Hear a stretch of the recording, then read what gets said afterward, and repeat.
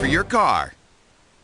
All right, well, next week, hundreds of swimmers poised to brave the frigid waters and swim to Alcatraz. Among the swimmers, 14-year-old Gage from Goodyear, and Sean and his mom, Sherry, are joining us today. Good morning to you both. Welcome. Yeah, thank you so much for being here. Thanks for having us. You know what, Sean, I just want to jump into this, no pun intended. What was it like the first time, your first swim? Well, it was scary. Yeah. I didn't know what to think, and but it was a fun swim. Yeah. Good experience. We have to point out that you've swam Alcatraz already, or to Alcatraz before. Right. Yes, actually I swam it last year in June, and I got first in my age group, Wow. 13 and 14, and 31st out of 800 swimmers. Out of 800, yeah, I was reading that about you. Very impressive. Mom, what'd you think about letting your son jump into those waters? I think it was scarier than breast cancer. Yes. I mean, I felt that I could control that, knew what was going on, but to send your son on a ferry to go out to Alcatraz and jump off the ferry where you can't see them and swim back was probably the same thing that Sean felt when I was going through breast cancer. Well, you mentioned it right there, the breast cancer angle of this. That's what makes this swim a week from today so much more special.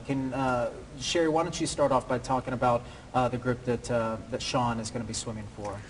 Well, this past year we did a Coping Kids Camp at John C. Lincoln with the goal that we would help children and their parents understand how to help their children through breast cancer. I mean, I think there's so much support for parents, even spouses, but children are very affected. I was 40 when I was diagnosed. We have women in their 20s and 30s.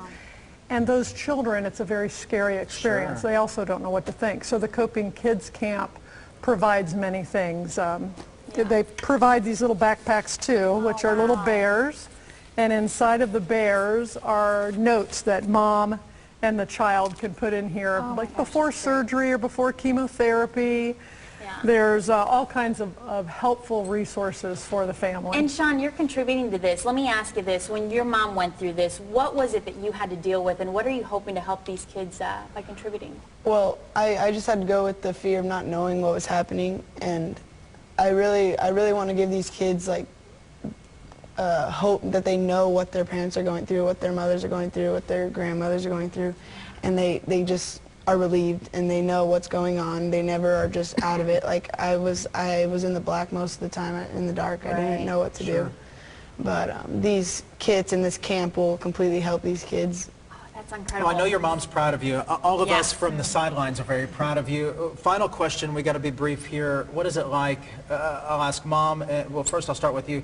Jumping in the water. There's sharks in there, my friend. What are you thinking? Come on. It was scary, but I just jumped in. I knew I've always wanted to do it, so I finished. I jumped in, and it was worth it. On this Mom's Day, I know that Mom is proud of you, but how proud of you, of your mom, for tackling cancer, beating that? I'm so proud of her. She was with me through the whole thing, and I'm just so proud of her. Not many words for it. Yeah. We all are. We all are. Thank you to the moms. Thank you to those other women who are battling breast cancer right now. And thank you to you for thinking about the moms and especially the children who have to deal with that. You guys are great. Thanks so much for waking up with us, my friend. I know it was tough for you. Stay warm in those 50-degree waters.